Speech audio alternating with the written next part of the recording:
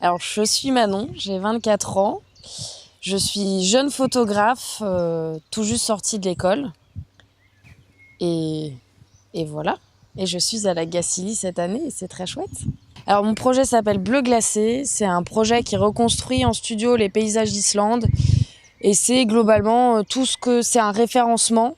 C'est une fausse étude scientifique de tout ce qu'on pourrait trouver, tout ce qu'on imagine trouver là-bas. Donc ça crée un espèce de petit voyage qui se propose comme une alternative au tourisme de masse en Islande. Voilà. L'idée, c'était de remettre un peu comme sur une étagère tout ce qu'on trouve, donc comme les scientifiques, donc les humains n'ont pas l'air d'humains et tout est très distancé.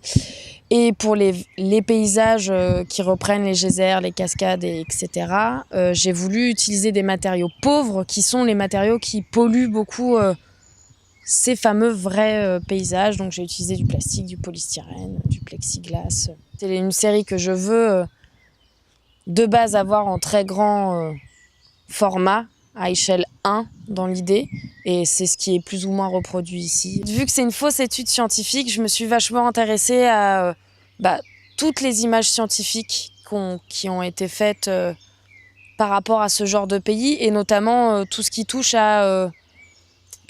au ciel, donc les premières images de ciel et les premières images météorologiques.